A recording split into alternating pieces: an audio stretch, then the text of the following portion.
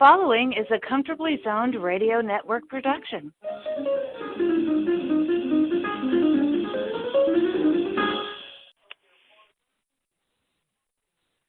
Thank you, Tally Olson. I am back, and you are comfortably zoned with me, the Zig Zag Man, in Alameda, California, right across the bay from San Francisco and across the moat from Oakland.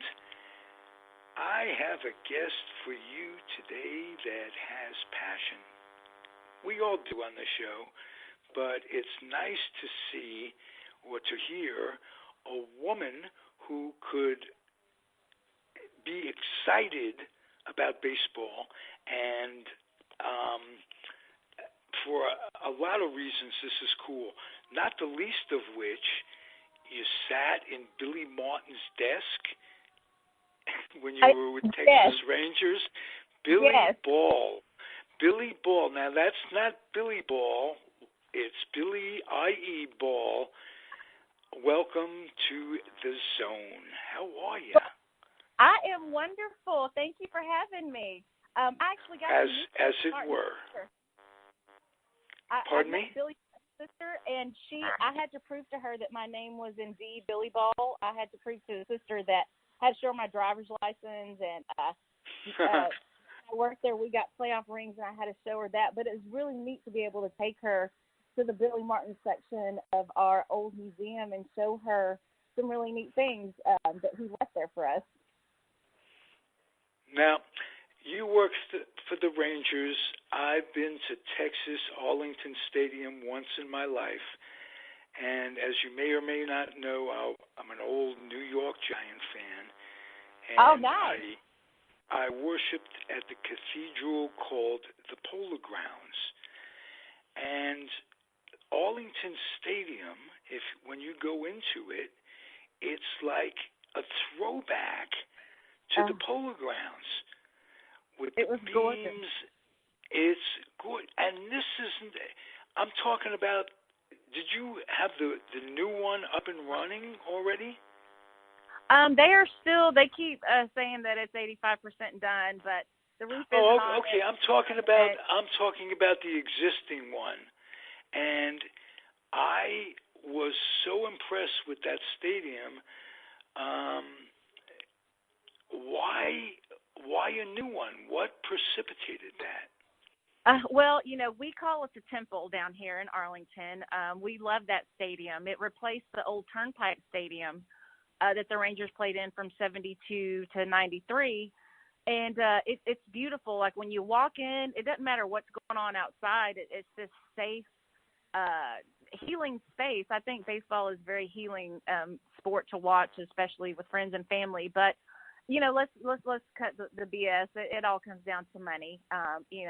It gets hot here in Texas, and for some reason MLB makes the Rangers play every Sunday game at home during the day, so it can hit 110, 115 degrees. And I think they want the covered roof with the AC to get better prospects and just to be updated. But I'm an old school traditionalist, and I think baseball, it's outdoor with the sun shining directly on my face. Okay. How did you fall in love with baseball? Well, I grew up in a small itty-bitty podunk cousin-loving town here in Texas, and I wasn't related to anyone, so therefore I didn't date. So I discovered baseball. Yeah, it was kind of bad sometimes. So we had football, basketball, and baseball. Those were the sports. Girls played volleyball. And so I kind of fell in love with high school baseball, and then I discovered one night on TV an actual baseball game with Nolan Ryan pitching, and I was like, what is this? And I would sometimes skip school, skip days to drive to Arlington to go watch Nolan Ryan pitch in the old stadium. And I got to watch him pitch a seventh no-hitter. I got to watch him beat the snot out of Robin Ventura. Just great memories. And as soon as I graduated high school, I walked across the stage and I moved to Arlington because I love the atmosphere. Back then, that's where the bleacher seats, there would be millionaires and waitresses all sitting together, enjoying the game, drinking cheap beer, rooting for their team. And it was just a great experience, and I fell in love with it immediately. All right. what's your favorite baseball experience? Oh man, there's so many. I worked for the Rangers for 9.5 years, and I was a huge fan. The World Series appearances, getting to go to San Francisco in 10 to watch the World Series in San Francisco and bring it back home to here. Not a lot of people in their lifetime will get to watch this team play a full World Series. No matter the outcome, it was still special. Nolan Ryan bought all the front office employees ALCS championship rings both years.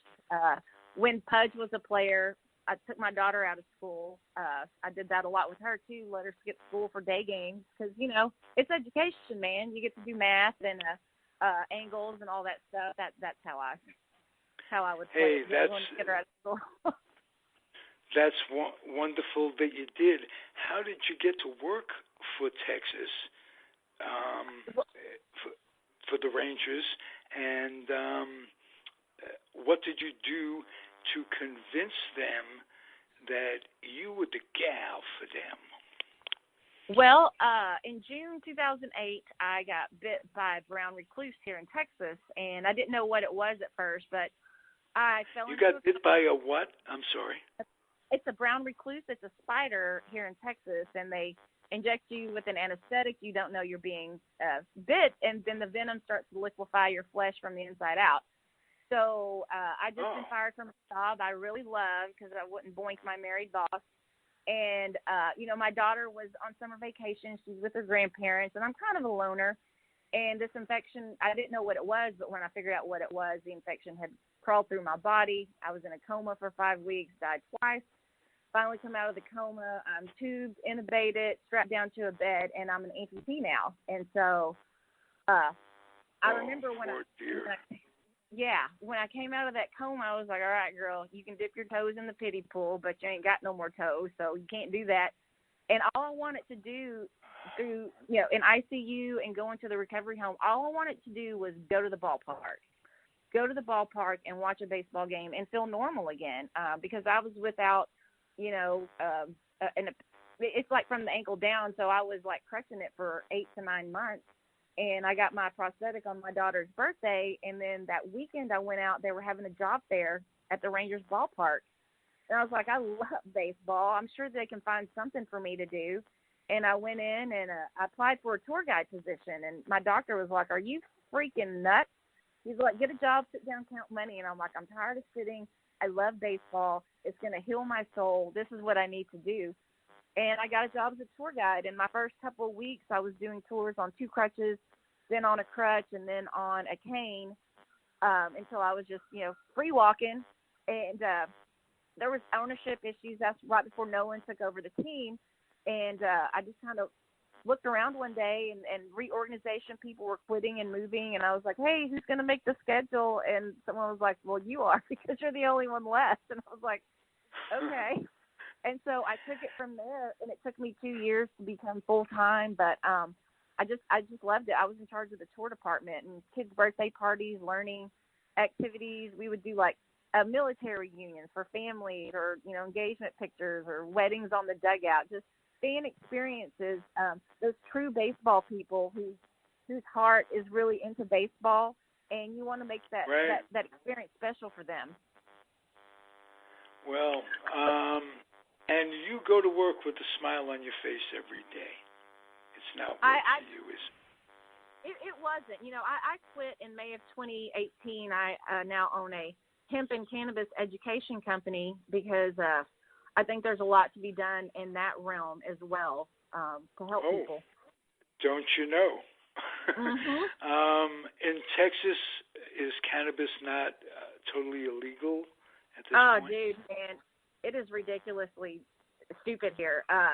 We have something called the Texas Compassionate Use Program, which isn't very compassionate. They just opened it up a little this year where patients can get, hold on to your socks on this one, up to 0.5% THC in their medicine. Oh, I'm like, I'm smoking my socks as we speak, as a matter of fact. Exactly, yes. So it needs long way, but Texas is very closed-minded. There's a bunch of, good old boys, and Texas jails is full of people who, got caught with a joint in the 70s, and, they're still trying to get out. Wow. Do you see federal legislation changing to free everybody, or does it have to be interstate? Well, I don't know if you know, a few weeks ago there was a bill in the Judiciary Committee. It's called the MORE Act, M-O-R-E, House Bill 3884. And what it wants to do is deschedule cannabis, number one, and make it not in the same category as opium and heroin and ecstasy. And because the government says, because it's a Schedule I, it holds no medicinal value, it's addictive, and, you can't research on it. Well, the U.S. government has a patent on cannabinoids, so they're just full of themselves sometimes, right? Of course. So with the MORE Act... Well, I live in California, and I happen to be a cannabis activist in California. And very nice. I was for decriminalization, but not necessarily legalization. Thank you, me too. Okay. Take it step by step. Remember, you're talking to Texans for the most part. So, exactly. You have to either talk louder or slower. Exactly. I don't know which they respond to, but I'll ask you this as a philosophical question. Well, I better not ask that philosophical question of a Texan. No, go ahead. Oh, well, are Texans more like Arabs or Arabs more like Texans? I don't know. Texans are, everyone walks around like, we're our own dang country if we want to be. And so Texans are their own persnickety little bunch of people. They're unlike any other people I've ever met. We'll have... Billy, how big a part does religion play in the day-to-day life of your average Johnny Lunchbucket, say? Huge. Here in Texas, it is huge. But it seems in Texas people are getting away from religion and getting more into, I guess, spirituality and, that whole thing. Because I'll go to cannabis rallies, and, there's always the Bible thumpers there who are like, you're going to hell, it's the devil's lettuce and the jazz cabbage. And I'm like, right. If you want to get technical, it's in the Bible. And you can't, so, if God is perfect and we are supposed to follow his rule and his law, and he talks about all the seed-bearing plants that this earth needs in Genesis 1:29, so are you telling me God made a mistake? And then that just blows Billy, would it be more impressive on these people if you talked evolution instead? And oh, hell no. Hell no. No? No, not here in Texas. It would not go over well, because you'll see some of these very small rural counties, the cousin loving places that you'll see on Facebook that they had a huge drug bust, and what they have on a table is like 3 cartridges someone brought in from Colorado, a pack of gummies, and maybe a gram or 2 of actual flour. And, you've got 3 cops standing behind a table with $72 in cash spread out as well. And they're proud. That they did that. They cleaned up. And, because you're not going to bring that devil's lettuce down to our little moral county. And it's just so chock full of dumbass racism sometimes. I just can't even, when I'm watching legislation in Texas, and you see these people who are law enforcement. My mother's a sheriff's deputy. I respect law enforcement. I understand they have a job to do. But when you have a deputy who's, grabbing his belt loose, and he's like, yeah, that marijuana causes cancer and psychosis. And I'm like, you are not a doctor. All you're doing is locking people up. I'm sure there's some sex trafficking going on down in the hill country and probably a meth lab across the street. But you're worried about a plant and some extracts. It's a crazy world, I'll tell you. Yeah. In working for the Rangers, did you find meeting your heroes was like when you met Nolan? Was he what you thought he was going to be like? That question Yes. was for Wayne Unger, a big Oh. Nolan Ryan fan. It was ridiculously above any expectations I could even fathom. I try to keep my head down because I'm a huge fan, and I didn't want to act like a goober in front of these people. But we had one of these World Series galas. We had Nolan Ryan rented out the Fort Worth Zoo, and next thing you know, I'm standing next to his wife, and Nolan's assistant introduced me to his wife, and Ruth goes, "Billy, I've heard so much about you. Nolan just thinks you do a great job." I thought I was going to lose my freaking stuff right then and there because I was like, oh, my God, he knows my name. And then a few weeks later, we were on the elevator together, just me and him, and I'm like, say something awesome. And I'm like, well, he's heard that. No, don't say that. That's stupid. And then we get up to the fourth floor, and he's like, all right, sweetheart, you have a good day. I was like, oh, my God. But when he presented us with ALCS championship rings for 2010 and 2011, just the honor, and he didn't have to do that. These, he bought the team rings and he bought all of the front office employee rings, and it was just amazing. It was more because I'm like, oh my God, I'm Nolan Ryan is handing me a ring. Oh my God. He knows my name. Oh, my God, this is Nolan freaking Ryan, and I get to work for him, with him, wow. And we would even have I'm happy for you. He just recently left the team. I was wondering about that, if you know the circumstances behind that. He left the Astros because he left the Rangers. Oh, that's right. That's right. Yeah. He's been gone from Texas. I confused it. Texas is big state. Big enough. Yes. Houston supports their own team, and they have a new stadium now. What's the best part of living in Texas for you? Oh my God, the food here is wonderful. The Mexican food, the Tex-Mex, the steakhouses, the barbecue. I love that. And I like, and baseball. I love Texas baseball because when you go to our stadium, everyone is so friendly and let's go Texas. And even when we lose, people walk out feeling good, and you see the little families and the little kids with their helmets on that are too big and they look like walking bobbleheads. And it's just, I love Texas baseball. I love it. Okay. I interrupted you before when you started to tell about the new stadium and what the holdup is and what's going on with that.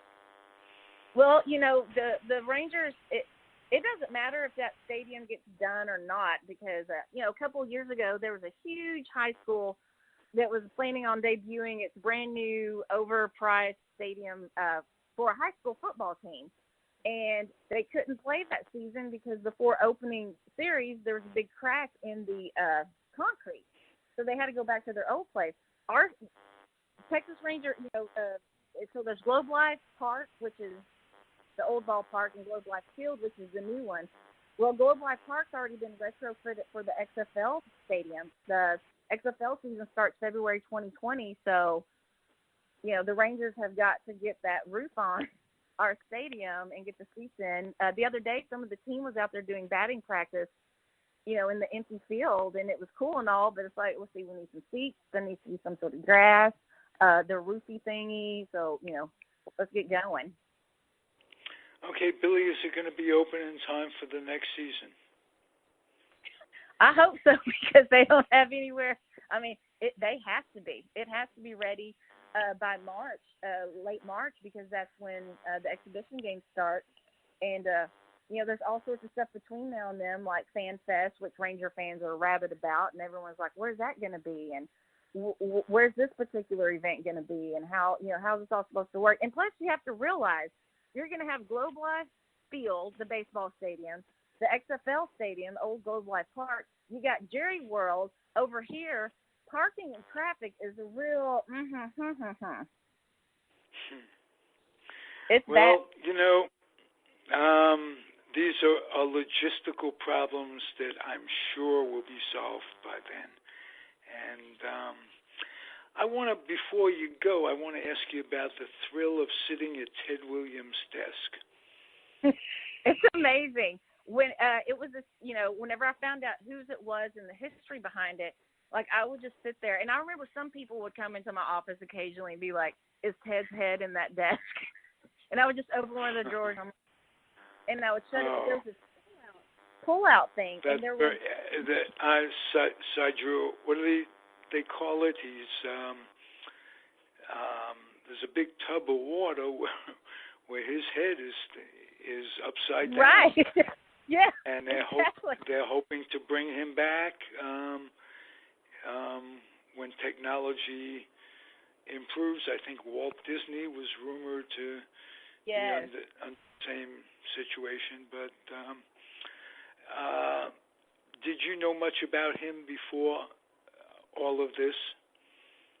I didn't know too much about him before, but of course working there, I learned a lot. I mean, I knew a lot about Billy Martin, but not so much about Ted Williams. And it was really interesting. When I left, there was this pull-out part of the desk that had notes from the 1972 season and the 74, 75 season when Billy Martin was there. And it was like ump notes and workout schedules and stuff that they had put on there and written on. And so, of course, I dug those off the thing and took those with me. And up underneath it, I found it was a scouting report for Mickey Mantle. Oh, wow. Holy Yeah. Jackpot.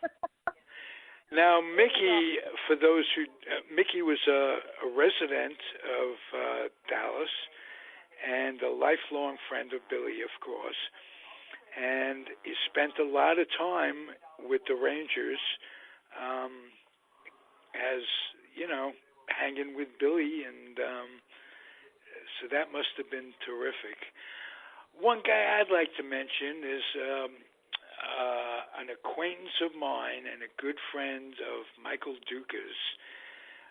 Charlie Silvera was a coach for Billy in Texas and other places, and he recently passed away. He was in his 90s.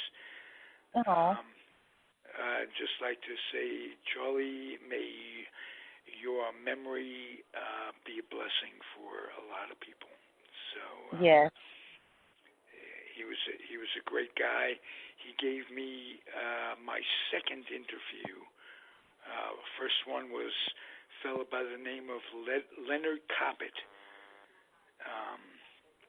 So I started interviewing people in the big leagues right away, Leonard Coppett and Charlie Silvera. Wow. And that interview is, for those of you out there that give a fig, go to Comfortably Zoned and type in Charlie Silvera on YouTube. Type in Comfortably Zoned and Charlie Silvera. You can hear that interview. One of my favorites of all time, and pay homage to Mr. Silvera, who, again, the connect in this case is the Texas Rangers. When I was a kid, Billy, on Saturday mornings, my favorite show was The Tales of the Texas Rangers. And I don't know if you remember that show. It was a cowboy show, but it was two generations of Rangers. They showed the father and his partner, two partners, and the sons on different episodes being adults. And it was really terrific. My point is, I love Texas, and I love the Texas Rangers growing up in New York. And then I was stationed there in the Air Force. It's two places, San Antonio, which was basic training, but then they sent me to Amarillo, Texas. Oh, Lord have mercy. Tech school. And if anybody out there has ever been to Amarillo, Texas, it's not a pleasant place. No. And I can't understate that enough. when I say not, when I say not a pleasant space, I really mean it. With all my heart. I'm an old man, and I was a kid then, and the memories still are deep in my heart. But but I do have the memory of years later eating Tex-Mex food as I drove cross country, and enjoying little else. Right. Yeah. I got to be honest. But you're one of the sweetest Texans on the face of the earth. How about that? Oh, thanks, Sugar. I appreciate that. Thank you. You please come back another time, and I will send you a link to this when I publish it within the next week, and I'm really delighted to have had you as a guest. Oh, it was my pleasure. Thank you, Sugar. You have a great weekend, and I'll talk to you soon.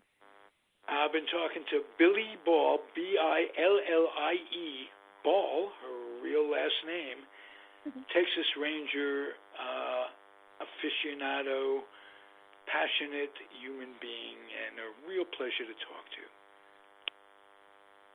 Be well. Thank you, darling. Thank you too, Sugar. All right. I haven't been called Sugar since Christ was a corporal. Long time ago. He was in the old Army Air Corps. I heard that. He was corporal. Could have made sergeant, but they caught him smoking a little weed in the corner. Oh, no. Okay, with a hooker, throwing stones and stuff. All right. Thank you, everybody. Be well. Thanks for listening. Thank you for being here. Thank the Lord. Adios. Yes, sir. Bye. The proceeding has been a Comfortably Zoned network production. You are advised to keep your dreams wet, your humor dry, your children and grandchildren out of military recruiting offices and off the laps of clerics who wear dresses. Thank you for listening, everyone. Happy trails.